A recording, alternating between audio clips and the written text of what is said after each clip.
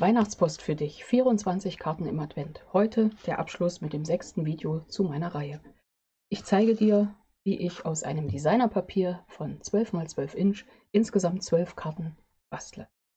6 Karten habe ich schon gezeigt und heute kommen die restlichen 6. Also bleib dran und sei gespannt.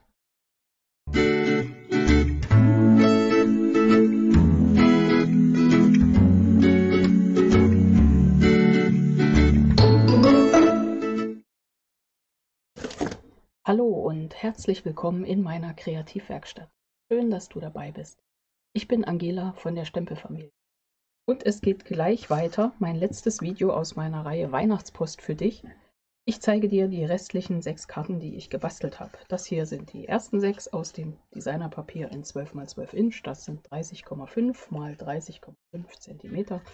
Ich habe dann auch mal nicht nur ganz einfache Kartenformen genommen, sondern auch mal ein bisschen raffiniertes. Und so ähnlich geht das dann heute mit den letzten 6 Karten weiter. Du kannst Weihnachtspost gewinnen, und zwar kommentiere am besten hier unter dem Video. Dann gelangst du mit in den Lostopf und kannst vielleicht im Dezember eine meiner gebastelten Karten aus der Serie in den Händen halten. Ja, ein One-Sheet-Wonder, das heißt aus einem Papier, in dem Fall ist 30,5 x 30,5 cm. Es wird zerschnitten, entstehen am Ende 12 Karten. Wie ich das zerschnitten habe, habe ich im ersten Video gezeigt. Ich habe auch schon mehrfach, das ist mein überlegtes One-Sheet-Wonder, mit diesem Schnittmuster Karten angefertigt. Heute habe ich etwas variiert in dieser Serie, aber wir machen am besten gleich weiter. Ich verlinke das erste Video und dann kannst du für das zweite hier einsetzen. Okay, heute habe ich noch 6 Stücke. Moment, doch nochmal meine Schablone. Und zwar gibt es dieses Element. Ausnahmsweise habe ich bei dieser Serie die beiden Teile zusammen für eine Karte verwendet und habe dann aus diesem Element, was hier mit der Nummer 7 ist, in der letzten Serie 2 Karten gemacht. Dann kommt das kleine Element heute noch dran, die 2 Streifen hier dieses Rechteck und dann das allerletzte Stück. Jo. Nun geht's los, und zwar geht's gleich los mit dieser Karte, und zwar ist das so eine Dreieckskarte zum Klappen. Ich verlinke dir da gern nochmal ein Video, wie ich die komplett gebastelt und entworfen habe. Hier siehst du nochmal, außen habe ich den Gruß mit dem Weihnachtslied drauf und innen dann den Weihnachtsgruß. Jo, am Ende ist es so, das machen wir jetzt ganz einfach, dass ich aus einem A4-Blatt, dass ich das einfach diagonal teile, mir vorher aber mittig 2 Faltlinien markiert habe aus dem ganzen Blatt und dann falte ich das nur runter und kann es dann zusammensetzen. Und das mache ich jetzt. Und zwar habe ich ja diesmal, weil ich wollte einfach mal hier diese Kleberei ein bisschen professioneller haben, habe ich auf die Rückseite die Klebebögen aufgebracht. Ich fand es eine ganz gute Idee. Bei dem großen Blatt hat es sich gelohnt. Es waren 2 Klebebögen, hat mich nochmal 2 Euro gekostet. Die gibt es im 12er-Pack für 12 Euro. Und da fand ich das ganz passend. So, jetzt schauen wir mal, ob das funktioniert. Das war schon letztens so, das Anfangs ging immer ganz gut ab und je länger das Video wurde, umso schwieriger ging das ab. Wahrscheinlich hier, würde ich sagen, Künstlerpech, aber Aufregung vielleicht eher. So, jetzt haben wir es. Haben wir ab, bauen wir hier drauf. So, dass überall die Mattung recht gleichmäßig steht. Das zweite Element auch. Ein bisschen so an die Ecke dran arbeiten, ein bisschen ziehen. Und dann haben wir hier den Ansatz. Mal wieder der falsche. Ja. 1000-mal funktioniert es und dann nicht mehr. Eventuell habe ich an diesen Elementen nicht gut genug gerakelt, wenn du dich erinnerst. Beim Zeigen. Jetzt haben wir es wieder. So, jetzt wird das hier drauf geklebt. Solltest du da wie ich zwischen die Schichten geraten sein, hier praktisch, dann würde ich das einfach mal mit ein bisschen Flüssigkleber nacharbeiten. Das mache ich jetzt hier auch. Setze ich mal einen kleinen Klecks in die Mitte. Ich zeige dir gleich mal, wie ich das mache. Verteile das ein bisschen. Ziehe den Rest ab. Nehme dann nochmal einen von meinen Mikrofasertüchern und wische da einmal drüber und dann passt das. So, hier innen rein werde ich dann noch ein weißes Feld kleben. Ich habe dort auf dieses Dreieck oben einen Magneten geklebt. Habe mir dann ein Teil gestanzt und diesen Magneten hier gegengeklebt und werde mit dem Schild, wo ich den Beschriftung draufsetze, das Ganze vorne abdecken. Dieses Element habe ich auf der linken Seite mit Abreißklebeband versehen und versuche das jetzt schön mittig aufzubringen. Also da ist ja festgelegt vom Magneten her und jetzt gucken wir, dass wir das gerade hinbekommen. Du wirst es wahrscheinlich besser sehen, aber so passt das. So, schöne Karte. Jetzt kommt hier mein Stempelmotiv drauf. Hier sind sie. Ich nehme das Stempelset So klingt Weihnachten. Passt natürlich alles. Suche jetzt süßer die Glocken, die klingen. Das passt dann nämlich ganz gut drauf. Arbeite wieder in Lodengrün. Stempel das drauf und dann ist schon die erste Karte wieder fertig. Muss ich ein bisschen höher stempeln. Das war jetzt falsch rum, aber egal. Dreh es nochmal um. Das geht ausnahmsweise. Stempel ist wieder etwas tiefer. Besser.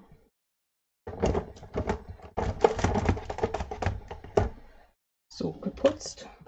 In die Kiste. Und mit der nächsten Karte geht es gleich weiter. Aber zwischendurch natürlich noch schnell auf.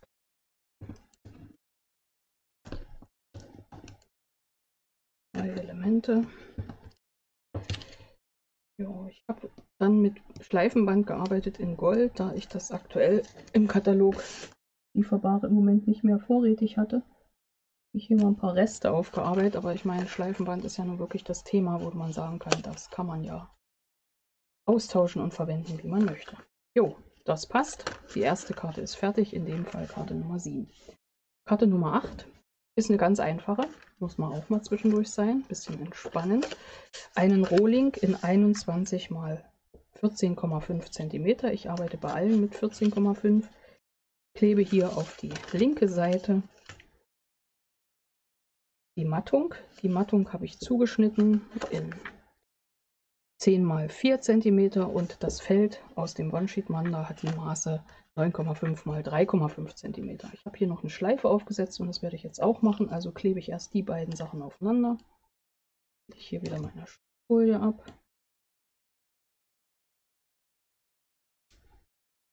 Das ist so ein schöner Vorführeffekt. Ja? Funktioniert sonst super, überhaupt kein Thema und hier im Video klemmt es. So, das passt. Dann nehme ich mir ein Stück Schleifenband. Kleines Element, wir wollen ja sparen. Schneide das überstehend ab. Klebe doppelseitiges Abreißklebeband hier vorne drauf mittig und auf die Rückseite mittig. Ziehe das schon mal ab auf beiden Seiten. Setze vorne mein Band mittig auf. Ja, mit der Rückseite abziehen, merkst du gerade, war nicht nötig.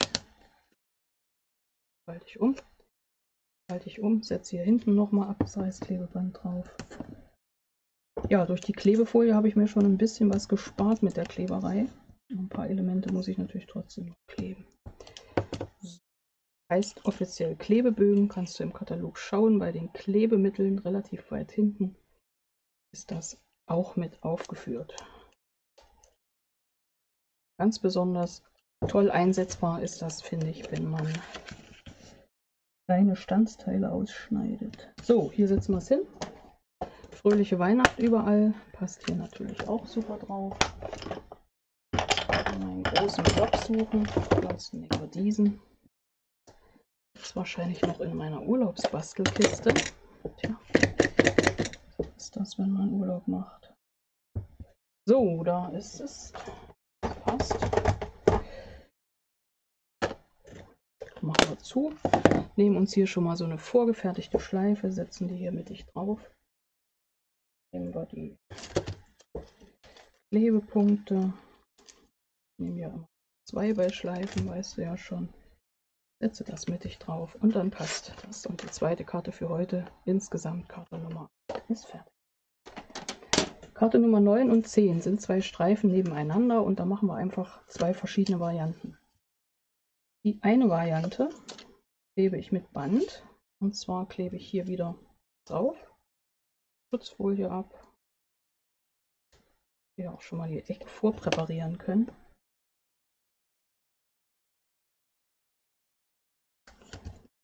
Hier ist schön.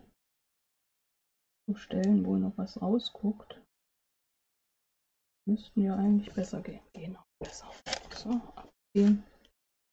Hier draufsetzen. Es ist links und rechts bei diesem Maß bündig. Und dann wird es hier aufgeklebt, aber vorher kommt das Schleifenband drauf und dann nehme ich hier wirklich ein Stück Celadon. So, habe da noch keine Schleife gebunden, binden wir schon mal gleich. Oh. Können wir im Schlaf, aber nicht, wenn die Kamera an ist, klar, kennt man schon. Aber es geht doch recht schnell. Einmal Ausschuss und die zweite sitzt dann. So, wieder meine Schleifenaufkleberei. Vorne ein Stück doppelseitiges mittig drauf. Auf der Rückseite ein Stück mittig drauf. Vorne abziehen. Diesmal machen wir es richtig. Hinten warten wir noch. Mittig drauf. Hinten abziehen. Nummer 1. Nummer 2. Das ganze Element aufkleben.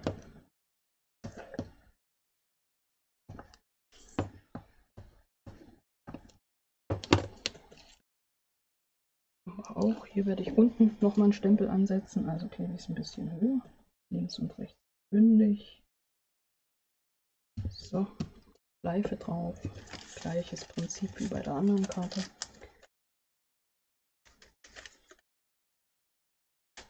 So, ruhig an die Seite, da können wir uns mit dem Stempel etwas mehr austoben. Platzmäßig meine ich das. Ja, könntest du natürlich auch alles embossen.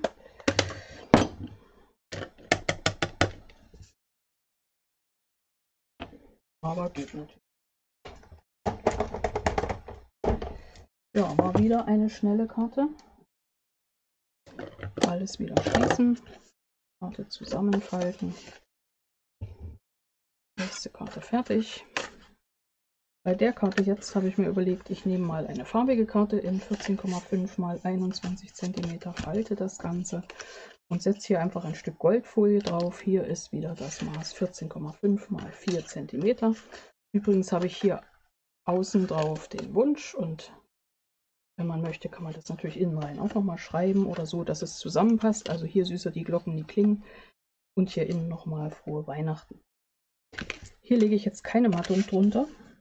Also ich meine keine Schleife drunter, das war der richtige Text, sondern klebe einfach den Block vorne drauf.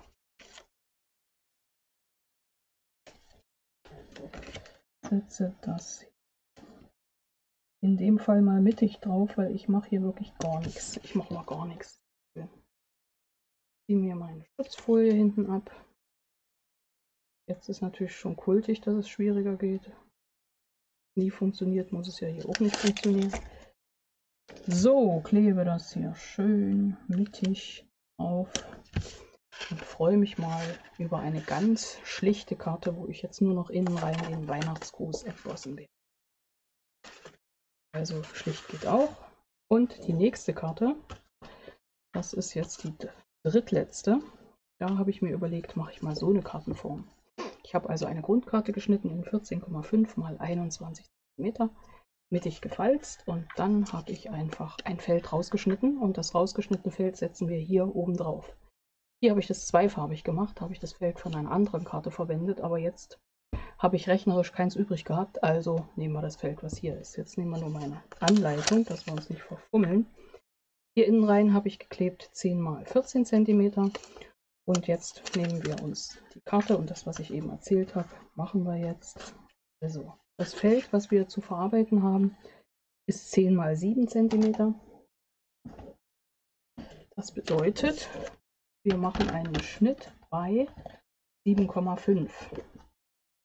Und das machen wir hier oben, also diese Seite. Hier ist das die Innenseite. Wir wollen dieses Feld hier rausnehmen. Moment, sie baut nochmal.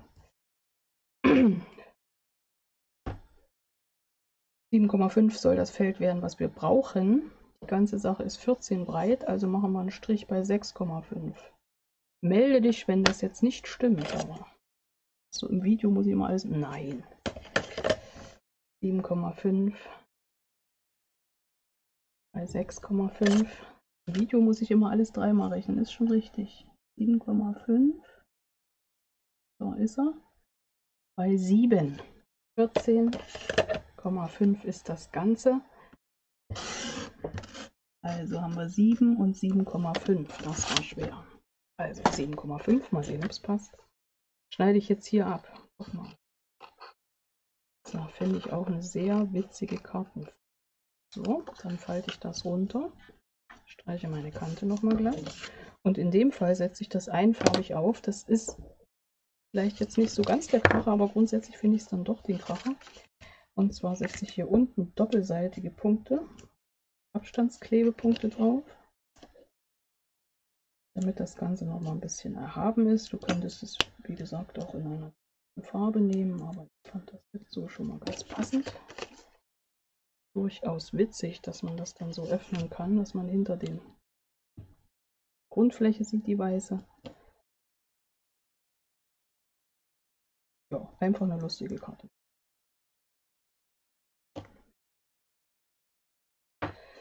So, unten die Klebefläche. Jetzt mitteln wir das mal so ein bisschen aus. Links und rechts, oben, unten. Passt. Das kommt drauf. Und hier setzen wir einfach im oberen Bereich ein Streifenband drauf. Auch nett. Ja, immer viele Möglichkeiten zum Ausgestalten. Also wenn man so in Serie arbeitet, ist jetzt die Frage, wie viel möchte man Zeit investieren, wie viel Material möchte man investieren. Frage ob unbegrenzt. So, hinten die Schutzfolie ab. Thema wie immer. Wir haben jetzt ja überall ein ähnliches Prinzip. Wir hätten auch noch diese tollen Schmucksteine vom Garten Eden. Von der Serie an Material. Und das mal alle Folien erwischen. Hier ist noch eine. Das wird jetzt mal locker oben rumgeklappt. Passt. Und dann setzen wir das hier drauf.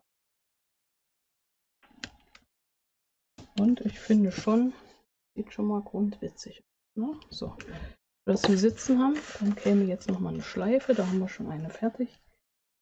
Legen wir da hin. Und ich sag mal, hier passt doch wunderbar der Kartengruß noch drauf. Den stempeln wir. Stempelset. Das nehmen wir alle Jahre wieder. Oder Stille Nacht. Ein bisschen Stille Nacht geht ja mal auf, oder? Jetzt ist Stille Nacht dran. So.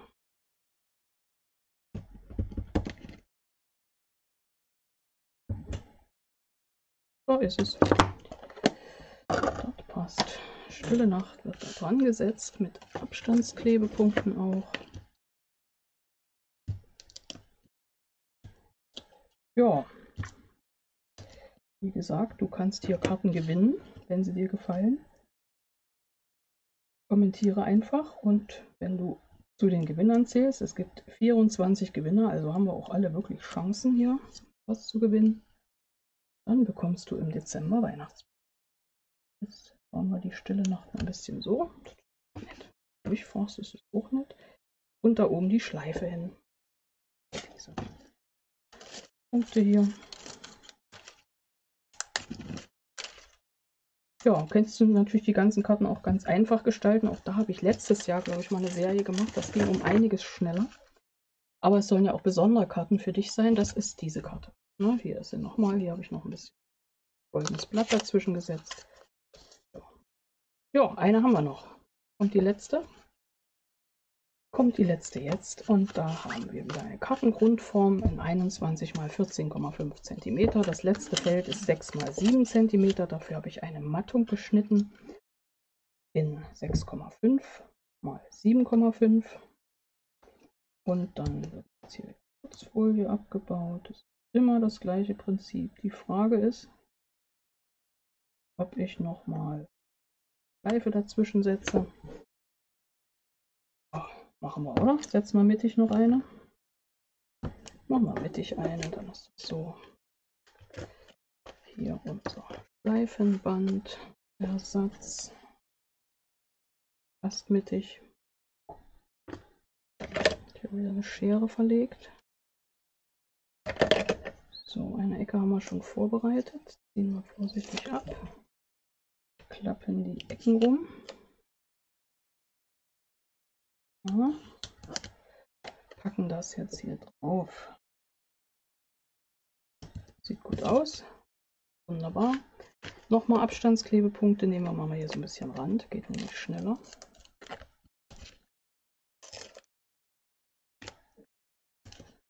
So, jetzt oben drauf. Das ist prima. Und noch eine Schleife binden.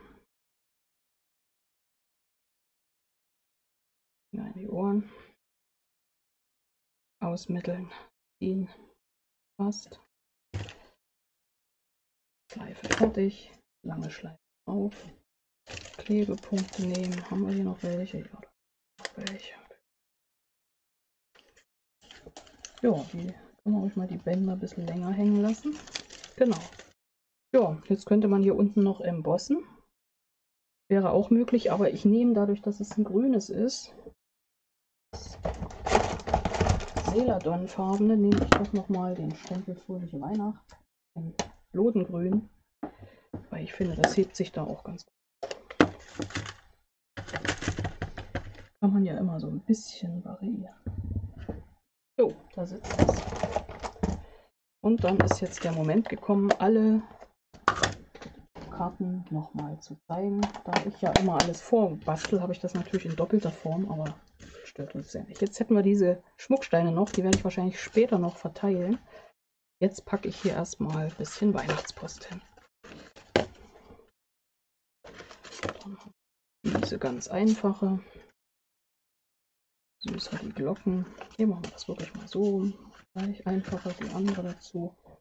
Und dann hatten wir hier den Stoß vom letzten Video noch. Das war auch insgesamt wirklich locker auf. Hier die Iselcard. Lasse ich aber mal so, dass die mit dem rausziehen. Eine kleine Iselcard. Passt auch. Und hier dieses Z-Volker. Jo, fertig. 24 Karten für die Weihnachtspost.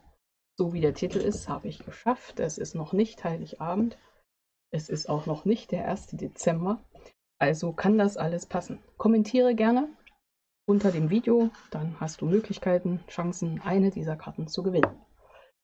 Hier geht es gleich weiter mit weiteren Anleitungen und nicht verpassen, ab 1. Dezember jeden Abend gibt es bei mir den DAI kreativen Adventskalender mit 24 Sternen im Advent und ich kann dir schon verraten, es sind nicht nur 24, sondern es sind 72 Sterne und 24 bunt gemischte Adventsbasteleien, die ich zeigen werde und dazu jeden Tag eine kreative Idee. Also es lohnt sich dabei zu sein.